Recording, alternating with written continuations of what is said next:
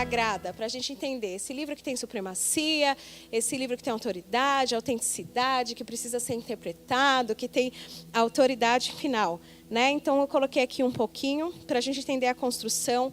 Importante falar o porquê que é diferente, por exemplo, da Bíblia Católica. Já teve gente que veio tirar dúvida comigo que era de livro apócrifo. Não está na nossa. Entendeu? Mas é o que eu falo para vocês, está uma confusão. Porque na internet tem tudo.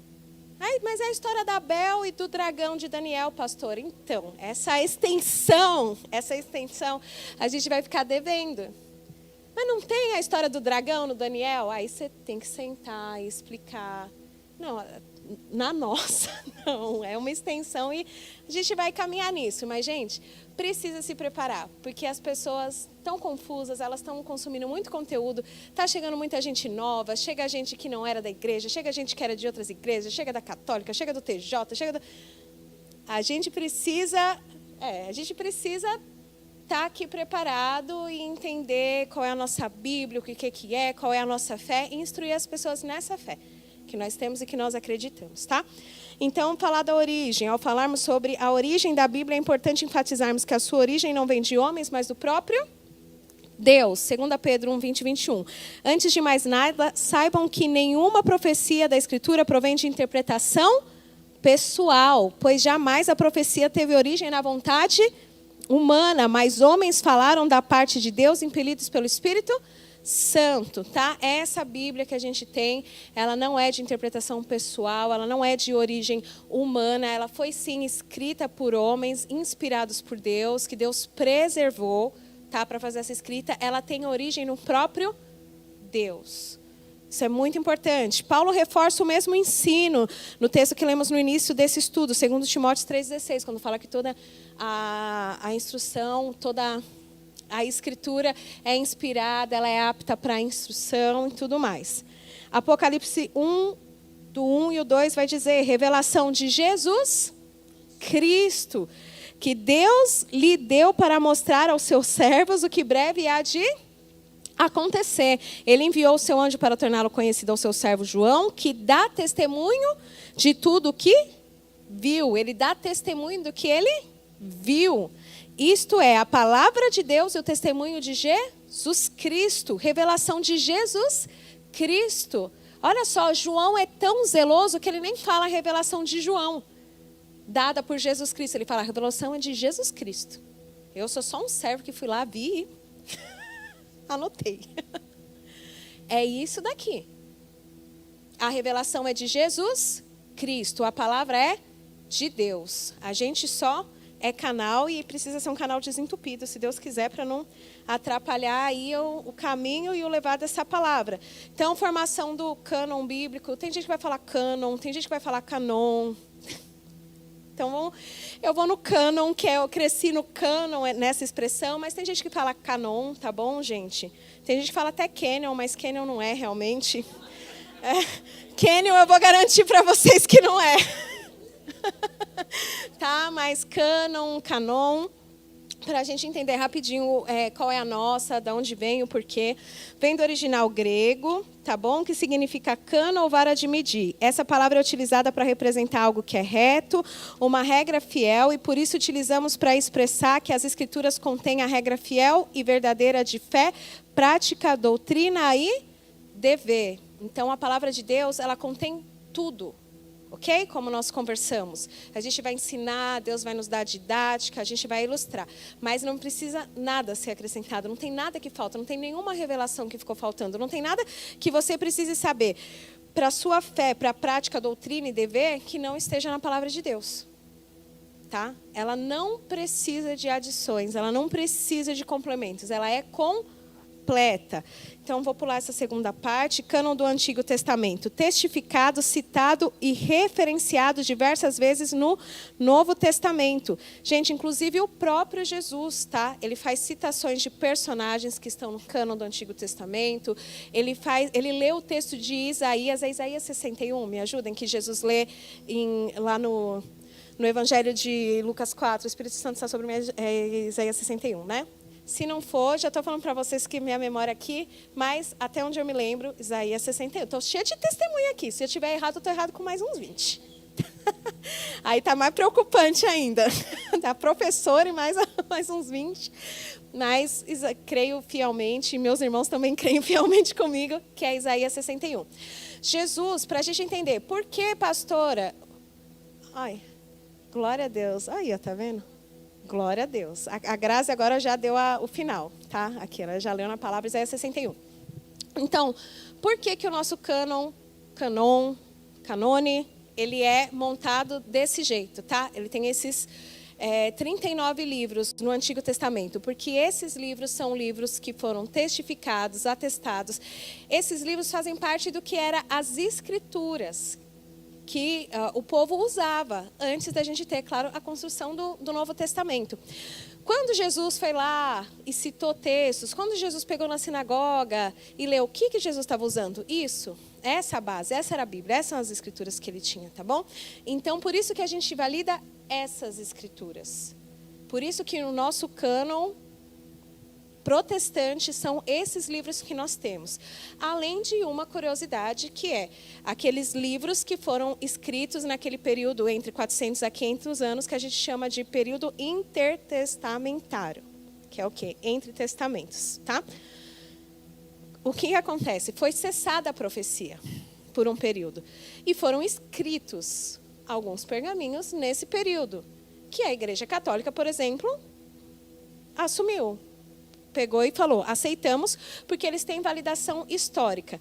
Mas eles têm erros cronológicos, eles têm erros de concordância com o resto dos livros. E eles foram escritos num período onde a profecia tinha cessado. Então, como que a gente vai aderir? Um livro que está, é a mesma coisa que Deus falou aqui, ó. Durante 7 dias, eu não vou dar profecia, eu não vou falar com ninguém. Aí alguém, nesses 7 dias, fala, Deus falou isso comigo, escrever, a gente recebe. Então, isso é importante para vocês só entenderem. Pastora, mas por quê? Eu vi que tem validação histórica. Tem validação histórica, gente? Tem. Foi um material escrito naquela época. Mas nós não entendemos, não cremos e não vemos como inspirado por Deus. Porque ele tem uma série de erros e porque ele foi escrito num período onde a profecia tinha sido cessada. A gente tem os pseudográficos, que a gente vai falar rapidinho também, que é o quê? A galera que escreveu e pôs no nome de alguém. Alguém escreve uma apostila e coloca lá em amor, como eu coloco no final, né? Pastora Úrsula. Você vai ler e vai ler assim, em amor, pastora Úrsula. Isso aqui não fui eu não que escrevi. Tem isso? Tem. Tem livros que a gente também não assume porque foi um fulano escreveu e pôs no nome de ciclano. Não, né? Como o Apocalipse de Pedro, que a gente não aceita. O Apocalipse que a gente tem é de João. Mas tem outras coisas. Então, para vocês entenderem. Porque às vezes uma pessoa vai chegar para você e vai falar, olha, mas tem validação histórica. Fala, não, eu sei, eu entendo. Tem validação histórica. Essa autenticidade histórica a gente entende, respeita. Mas não tem concordância com... por exemplo, uma coisa importante da gente falar. Novo Testamento. Esses livros, Macabeus, Judite, a gente vai falar sobre eles. Nunca foram citados, tá?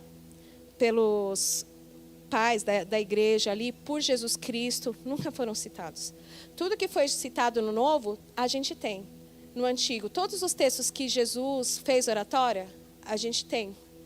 Fazem parte do nosso cânon. Então, para vocês entenderem o porquê, tá? Que funciona assim. Então, ele é testificado, atestado, citado no Antigo. No Novo Testamento, esse Antigo. Já o cânon do Novo Testamento, canon, e por aí vai, formado gradualmente pela orientação divina, chegando à totalidade dos 27 livros inspirados no Novo Testamento, que foi acompanhando aí a construção da igreja e tudo mais. Aqui eu vou falar sobre os apócrifos e os pseudográficos, que foi isso que eu citei, tá? Aí você vai ter 1º e 2º Esdras, Tobias, Judite, Esther, Sabedoria de Salomão, Eclesiástico, acho que a gente tem Eclesiastes, eles têm o Eclesiástico. Tem Baruque, não é o Paulo César Baruque, é outro. 1, 2, 3 e 4. Gente, esse estava muito inspirado. Ele teve 1ª, 2ª, 3ª e 4ª edição. Livro dos Macabeus, né? E a adição à história de Daniel. Nessa adição da história de Daniel é onde tem a história do dragão, tá, gente? Não, na nossa, não. Essa história não entra. Aí uma coisa importante. O próprio Jesus valida o nosso cânon. Não sei se muita gente sabe disso. Em Lucas 24, 44. Alguém pode abrir para mim? Lucas 24, 44. Jesus vai citar... Está ali? Eu pus ali? Ah, é verdade. Eu tenho aqui também. Lucas 24, 44. Vai dizer assim: e disse-lhes, são estas palavras que vos disse, estando ainda convosco, que convinha que se cumprisse tudo o que de mim estava escrito na lei de Moisés e nos profetas e nos salmos. Isso que a gente chama de Antigo Testamento, esses 39, naquela época era chamado de lei de Moisés, profetas e salmos. Era essa bibliografia. O que a gente tem foi atestado, contestado, confirmado pelo próprio Jesus Cristo, nos evangelhos, tá bom? E é por isso que são esses os livros que a gente adere e que nós temos. Então, pelos motivos acima, não reconhecemos a autoridade desses livros, os apócrifos e os pseudográficos, por não serem inspirados pelo Espírito Santo. E por isso, eles não fazem parte do cânon bíblico protestante. Tudo bem então, gente? Todo mundo conseguiu entender? Se não conseguiu, dá uma lida que o material está mais explicadinho e podem mandar lá para mim no grupo as dúvidas. Então, vamos finalizar essa parte falando sobre relacionamento diário com a palavra. Vamos pegar nisso daqui que é extremamente importante para nós, tá? Então, como a gente falou, quando a gente fala da Bíblia, a gente não está falando só de um livro sagrado, divinamente inspirado por Deus, mas a gente está falando de uma pessoa. A gente está falando de uma pessoa que é revelada ali na palavra, que é Jesus Cristo. Então, a gente se relaciona, a gente tem um relacionamento com a Bíblia. É mais do que só um processo de leitura, é um aprendizado que é meramente teórico. Não, a gente tem um relacionamento real, íntimo, fiel, verdadeiro, de interesse, de reciprocidade, né, com a Bíblia. E isso é muito importante. Leitura da Bíblia, gente, é uma das formas de contemplação. Né? Quando a gente fala de cultura de contemplação, adoração e cultura de contemplação, quando eu leio a Bíblia, eu estou contemplando Cristo. Quando eu gasto tempo ali nas Escrituras, eu estou gastando tempo com contemplação, porque ali Jesus vai sendo revelado. E toda vez que eu invisto em contemplação, eu estou investindo em transformação, porque a gente vai sendo transformado de glória em glória, como a imagem, né? Então, isso é muito importante, a gente entender que é um relacionamento que a gente está tendo ali com a pessoa de Jesus Cristo, nesse momento de leitura de palavra e tudo mais. Eu coloquei aqui, conhecer e compreender as Escrituras é o que nos leva à revelação de quem Deus é. E é por isso que a leitura, meditação, reflexão e prática da palavra de Deus não agrega apenas conhecimento, mas deve gerar uma mudança de mentalidade e atitude, atingindo o nosso corpo, nossa alma e o nosso espírito. Tá bom, gente? Então, primeiro ponto, leitura, meditação e reflexão. A gente não vai falar só sobre leitura, a gente vai falar sobre leitura, meditação e reflexão. Isso é muito importante, porque quando a gente fala sobre oração, muitas das vezes, a gente até conversou sobre isso, a dificuldade das pessoas entenderem o espaço do diálogo na oração. Porque oração não é monólogo, oração é diálogo. Então, você fala, mas você também escuta. Quantas pessoas param e tiram um tempo para escutar no momento da oração? Leitura da Bíblia também você está ali num relacionamento, num diálogo. Então, a gente gosta de falar que é importante a gente ler a Bíblia, mas a gente dá esse tempo para a Bíblia nos ler, né? A gente precisa dessa troca também. A Bíblia é passar o scanner. Porque às vezes a gente lê, mas não deixa que aquela palavra, não deixa esse caminho de volta.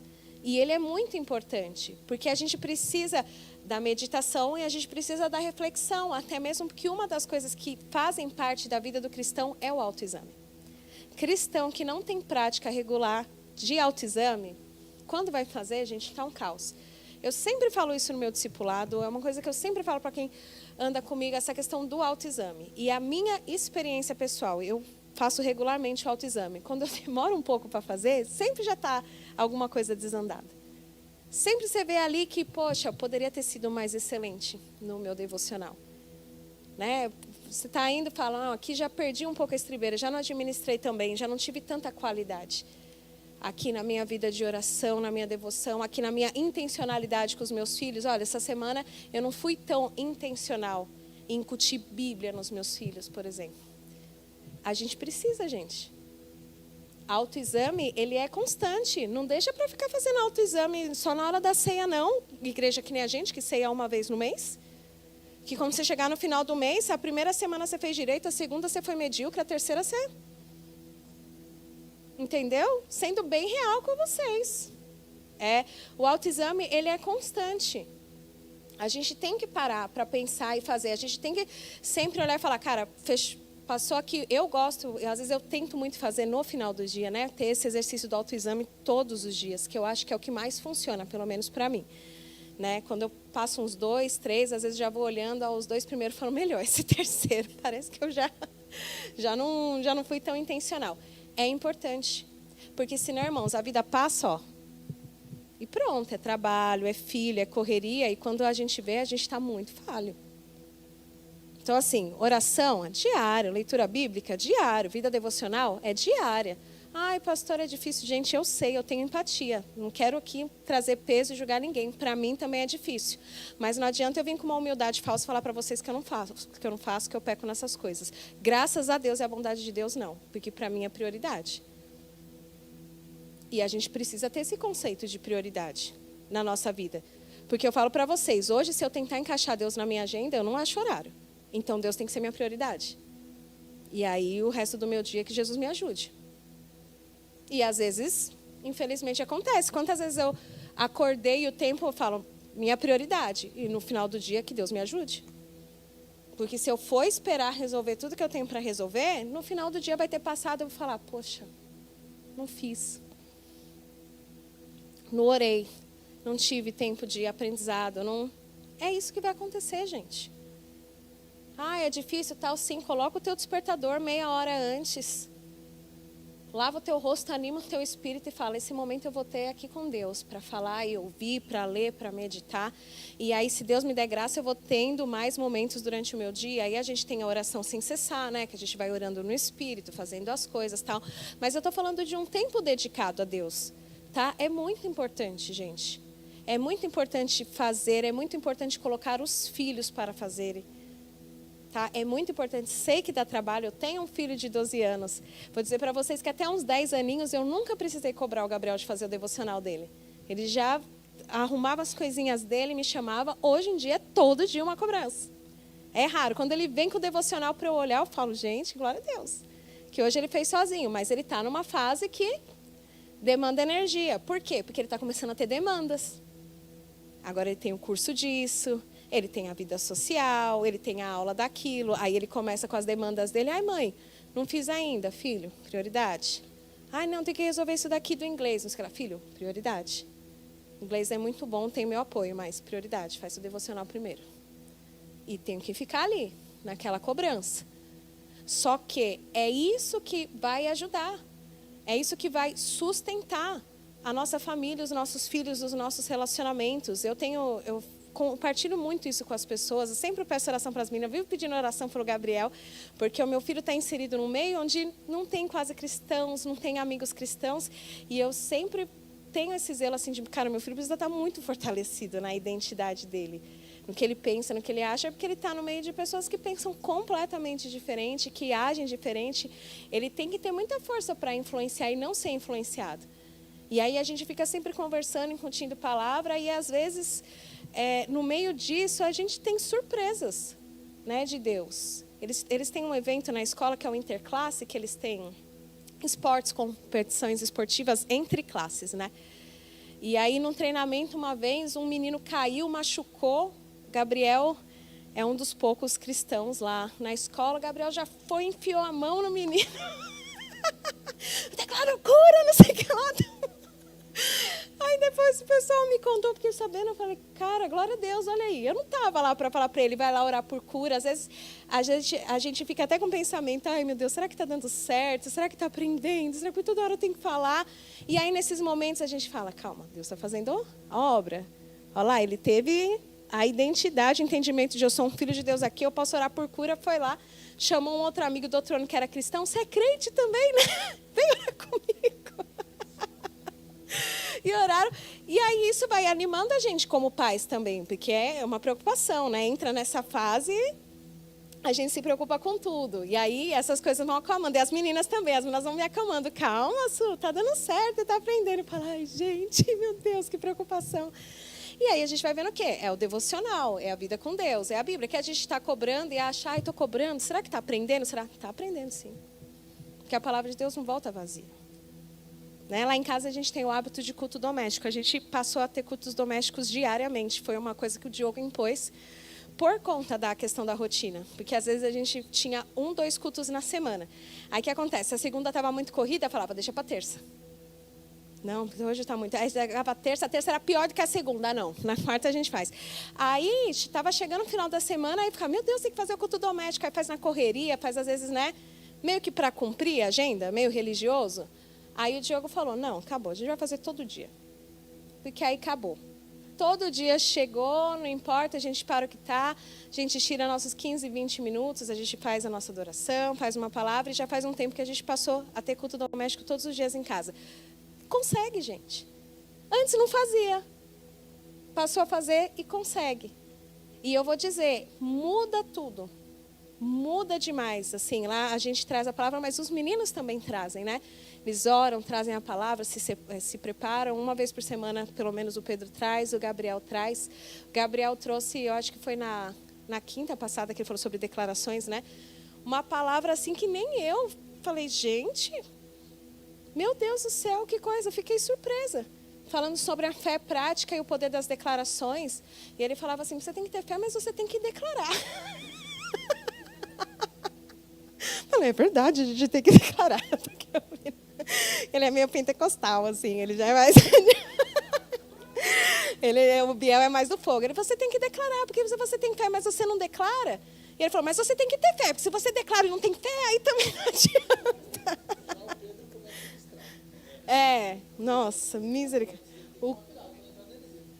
O Pedro eu já fico corrigindo. Filho, não inventa, filho, só fica na palavra. Pedro é o culto de 2 horas, é com Pedro. Eu falo, já desisto do trabalho, desisto de tudo. Se Jéssica com a Cécia era a nossa oração, falei, Cécia, 20 minutinhos a gente tem o culto doméstico. Depois de 1 hora, Cécia, desculpa, o Pedro desinvestou a palavra. O culto foi muito prolongado. Mas são coisas que a gente precisa, gente. A gente precisa se organizar, a gente precisa fazer, a gente precisa ser intencional em entronizar Jesus Cristo na nossa casa. Não dá para ser crente na nossa casa, não é lugar de adoração, não é lugar de louvor, não é lugar de ensino. Não bate, não combina. A gente vem aqui no domingo, é crente, e parece a semana toda que não... Sabe, não tem sentido. O que tem aqui tem que ter na nossa casa, a gente é igreja. Tem que ter adoração, tem que ter palavra, tem que ter comunhão, tem que ter correção. Tem que ter generosidade. Né? A gente não oferta aqui. Tem gente dentro da casa que um não ajuda o outro, não lava uma louça, não compartilha ali as coisas. Generosidade, gente. Tem que ter. A nossa casa é um reflexo. E aí o problema que muitas pessoas não entendem é que aqui também se torna um reflexo da nossa casa. Aí não tem vida devocional em dia, a família não está e vem aqui. Aí fica uma igreja fraca, chega todo mundo com o tanque vazio. Aí vira, a gente fala daquilo que a gente falou na oração, cultura de consumismo. Ai, me enche, porque eu preciso viver minha semana. Ah, essa palavra não está boa o suficiente, esse louvor não está bom o suficiente. Cultura de consumismo. Por quê? Falta de vida devocional dentro de casa. Você não vem para prestar culto, você vem para receber um culto, porque você está vazião. Isso daqui é muitas das vezes a realidade. Por que às vezes não está transbordando o poder e tudo mais? Porque a gente tem que chegar aqui cheio, gente. Chega todo mundo cheio, a gente transborda. Chega todo mundo aqui vazio. Eu brinco com o pessoal, quando eu ministro adoração e ministro para ministros de adorações, eu falo sobre a regra. Né, que a gente brinca, fala, a gente sabe quando o negócio não está muito bom, quando o louvor só flui a partir do 2º, 3º. Por quê? Porque a galera está vazia. Então, você precisa do 1º e do 2º para encher, e no 3º é uma regra infalível. Quando você vê o grupo que fala, é a 3ª música que pega, você já sabe o que está acontecendo em casa. A gente brinca, é uma coisa assim de... Né? Mas tem uma realidade, uma verdade ali dentro. De que você chega, você ainda está precisando esquentar o motor, sabe? Aí começa todo mundo, e depois... E no final tá... Aí quando pega o fogo, fala, agora é a hora da palavra. O pessoal, agora que tinha ficado bom. É uma cultura de consumismo, de falta de vida devocional. tá? E isso daqui é para nós, gente. A gente está rindo da gente mesmo. Isso daqui é para a gente pegar e para a gente praticar fielmente, zelosamente. Ai, não consegui. Vai de novo, se levanta. Ah, a pastora deu aulão, vacilei aqui. Se levanta, vai. Tem graça. A gente ainda está num período de graça, longanimidade de Deus. Mas eu já ensinei isso, longanimidade de Deus não é impunidade de Deus. Vai ter uma hora que Deus vai vir para julgar. A gente tem esse tempo aí, ó, se levanta, se acerta, você está na graça, vai. Ai, poxa, passou o dia, não tive a vida. Não, amanhã, então, meu despertador, amanhã eu vou fazer. E vai, e continua, firme e constante. A gente precisa, gente. A gente precisa. Como a gente vai discipular pessoas? Se a gente não está aos pés de Jesus, se a gente não está aprendendo dele, se a gente não está cheio da presença de Deus, como a gente vai falar para as pessoas, a gente vai ter a cara de pau e hipocrisia de falar para a pessoa ler a Bíblia e orar se a gente não está fazendo? A gente precisa ter zelo. Jesus ensinava dele mesmo. Jesus não mandava os outros fazer que ele não se responsabilizava. Ah, vai lá vocês. E eu não. Jesus era o maior exemplo. A gente precisa ensinar a partir desse lugar de exemplo. A gente precisa ter um testemunho fiel. Então, é muito importante a gente falar sobre isso. Então, leitura, meditação e reflexão. Quando falamos sobre a leitura da palavra de Deus, é muito importante irmos além da leitura corrida. Toda a prática de leitura bíblica é boa e proveitosa, mas quando decidimos demandar mais tempo e qualidade nesse momento, nos aprofundando através da meditação e reflexão, expandimos nossas possibilidades e vivências. Da mesma forma que acontece com a oração, quando compreendemos que não se trata apenas de falar, mas também de ouvir. Esse mesmo diálogo proposto na oração pelo falar e ouvir, é proposto quando lemos a Bíblia, mas também permitimos que ela nos leia. Que é sobre isso que a gente falou agora. Salmo 119:15. Meditarei nos teus preceitos e as tuas verdades terei respeito. É isso mesmo? As tuas veredas, é isso que eu pensei, não é verdade, estou lendo errado. Perdão, e as tuas veredas terei respeito. Josué 1:8. Não se aparte da tua boca o livro desta lei, antes medita nele dia e noite, para que tenhas cuidado de fazer conforme tudo que está escrito. Ter o zelo, cuidado de fazer o quê? Conforme está escrito. Então, eu preciso entender o que está escrito, eu preciso meditar, eu preciso ter isso, como a irmã falou, na minha memória, no meu coração, né? Glória a Deus que a gente tem a Bíblia aqui, mas a gente precisa colocando para dentro. Até mesmo que pode chegar um momento que a gente não vai ter mais. Como muitas igrejas perseguidas não têm. Ou vai chegar um momento que a gente vai ter uma que alteraram, que revisaram, a gente precisa ter a original aqui. Então, a gente tem que ter zelo santo com as coisas de Deus, né? Conforme tudo que está escrito, porque então farás prosperar o teu caminho e serás bem-sucedido.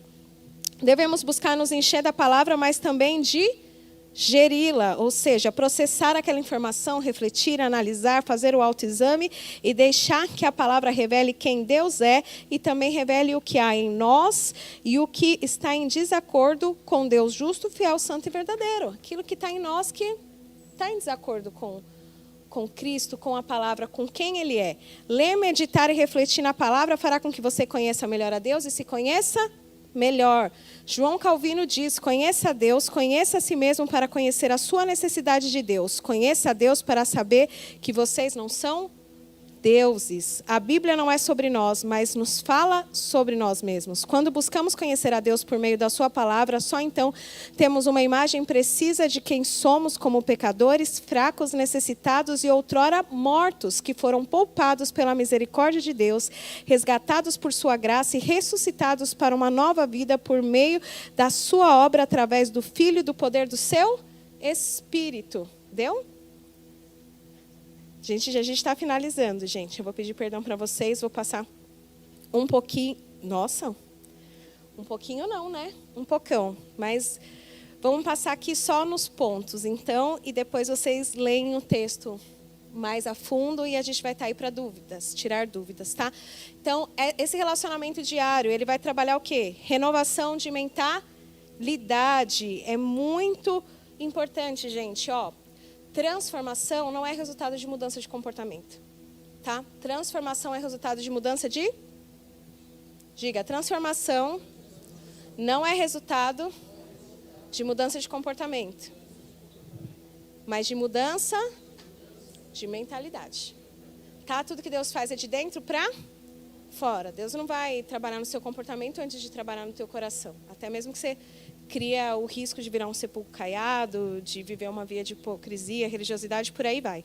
Vou compartilhar com vocês rapidamente um estudo que foi feito, deixa eu pegar aqui a instituição, pelo Centro de Engajamento da Bíblia, CBE, chamado Compreendendo o Desafio de Engajamento da Bíblia, Evidência Científica para o Poder das 4 Leituras. Esse estudo aqui é demais, já falei bastante sobre ele, vou falar com vocês rapidinho. Descobriu-se, então, que ler a Bíblia 4 vezes por semana surte um impacto tremendo no cérebro humano. Sentimento de solidão. Cai quanto, gente? Problemas com raiva. Amargura nos relacionamentos. Alcoolismo. 57%. Estagnação espiritual. Contato com pornografia. Compartilhar a fé aumenta em? Discipulado aumenta em?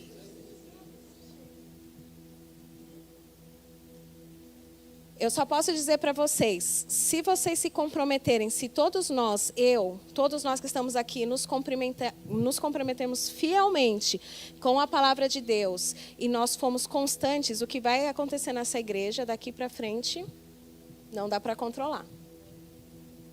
De transformação, de mentalidade, de expansão da fé, de crescimento, de autoridade. É só isso daqui, gente, que aconteceu.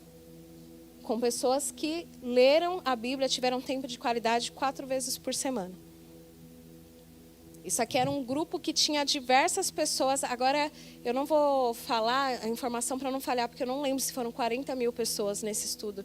E aí eu posso dar uma informação errada. Mas foram muitas pessoas de variedade de idades, né, na fase inicial, adolescência ali, juventude, idosos.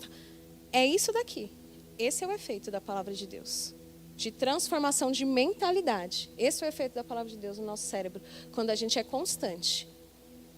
E, irmãos, aqui você pode dizer, você pode ver na sua casa, se o clima da sua casa como tal, é muita briga tal, começa a ler a palavra de Deus intencionalmente nos problemas que você está tendo, você vai ver que a gente age diferente. Não adianta, a palavra de Deus transforma, ela constrange. Você pega um casal que está de bico, põe para orar, põe para ler a palavra, que você vai ver que vai entrar o arrependimento, tudo e vai resolver. Porque a palavra de Deus é poderosa. Não adianta, aí a gente fica só com a coisa, isso faz isso, irmão, perdoa, tudo isso é bom, esse aconselhamento é bíblico, é maravilhoso, mas, gente, leiam a Bíblia. Relacionem-se com a Bíblia, relacionem-se com Cristo, levem com seriedade, sejam zelosos. Quem é que está lendo a Bíblia e sendo zeloso que vai ficar guardando mágoa, não vai falar, eu preciso liberar perdão? Claro que precisa, a gente vai olhar e vai falar, meu Deus, eu preciso liberar perdão. Como que eu vou ser um cristão se eu não liberar perdão? Como que eu vou me submeter à palavra? Eu preciso ter domínio próprio, eu preciso parar de ser um cavalo dentro de casa, porque Deus me fez um homem. Como que eu vou agir assim e me submeter à palavra? Como que eu vou ser zeloso? Como eu vou ter apreço pela verdade tendo esse comportamento? Se a gente começa a entrar nesse compromisso sério e profundo com a palavra de Deus, a nossa vida muda, a nossa casa muda, os nossos relacionamentos mudam. Mas precisa ser constante. A gente precisa dessa constância. E aí vai ter alguns textos que vai falar sobre sabedoria, sobre várias outras coisas que a palavra de Deus vai agregar na nossa inteligência emocional, no nosso cérebro, quando a gente tem constância.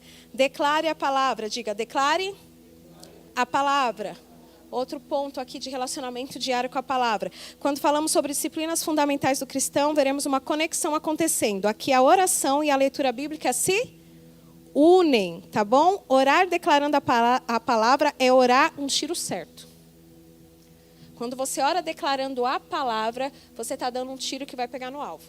Porque a palavra é a vontade de Deus. A palavra tem origem em Deus. Então, se você declara a palavra de Deus sobre os ambientes, sobre a sua casa, você declara verdades bíblicas, você vai estar, dando um tiro certo. Isso é muito importante. Às vezes a gente, não tenho que orar, não tenho. Meu, abre a tua Bíblia, começa a orar a tua Bíblia.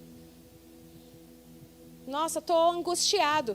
Pega lá textos sobre angústia, estuda, começa a declarar. Irmãos, o quanto que lá os meus meninos de manhã já vou declarando sobre as gerações, declaro sobre os netos, que eu nem sei se eu vou ter. Eu falo, Senhor, eu não sei, mas se vai ter, eu estou abençoando. Até minhas gerações eu vou Diariamente, declarando. E declaro verdades bíblicas. Romanos 12:2 aqui que a gente falou. Renovação de mentalidade. Todo santo dia declaro sobre mim, sobre Diogo, Pedro, Gabriel. Declaro Romanos 12:2 sobre mim, minha casa, meu marido, meu esposo, meus filhos. Renovação de mentalidade. Nós temos a mente de Cristo. Eu declaro a mente de Cristo. Declare a palavra de Deus na sua casa. Declare, ela é viva, eficaz, poderosa. Essa união é importante. Eu declaro para que o mundo espiritual ouça, mas eu também declaro para que eu ouça. Quando eu declaro, eu ouço. Aquilo que Deus quer fazer, aquilo que Deus está falando para nós, para a nossa casa, para a nossa família. Porque o poder ele não está somente na palavra que é declarada nesse sentido, porque a palavra tem poder, mas o poder supremo está na palavra de Deus. Então, quando eu declaro a palavra de Deus, ela tem um outro poder. As palavras já têm poder, mas a palavra de Deus tem um poder, tem a supremacia. Foi o que a gente falou. Aí a gente está falando de um outro nível de autoridade. Então, declare a palavra de Deus sobre a sua casa, sobre a sua família. Pratique a palavra, diga, pratique a palavra. A prática leva ao aprimoramento. Essa afirmação carrega uma verdade incontestável sobre o aprendizado. A prática é essencial. Para nós cristãos, não há aprendizado da palavra sem a prática dela. Tá? Se você só lê, mas você não pratica, você não está aprendendo. Você só está inchando.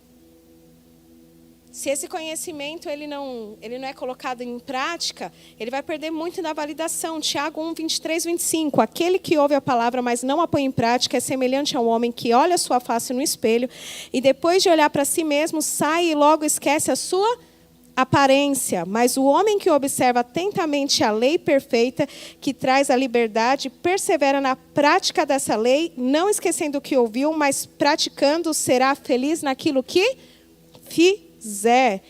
Isso é muito importante. Nós não podemos nos concentrar ou nos conformar, irmãos, apenas em ler, refletir, o que já é muito bom, mas nós precisamos zelosamente, fervorosamente praticar a palavra de Deus, de forma intencional. Isso é importante, né? Você sabe o que a palavra de Deus te orienta a fazer como esposa? Então seja intencional. Você sabe o que a palavra de Deus te orienta a fazer como marido? Seja intencional. Você sabe o que a tua palavra de Deus fala para você ser, o que você precisa ter como um pastor? Seja intencional. Você é marido de uma mulher só, eu sou um pastor, você é apto a ensinar, então eu vou estudar. Isso, aquilo. Você sabe o que a palavra de Deus diz que você tem que fazer como um cristão? O testemunho que você dá, seja intencional em fazer isso.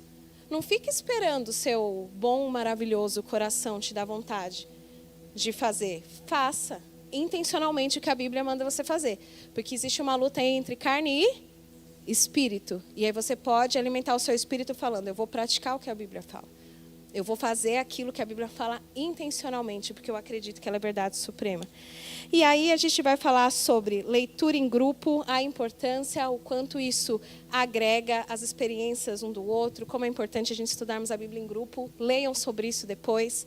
Muito simples, acho que a gente não precisa passar. Depois passem dúvidas se tiver.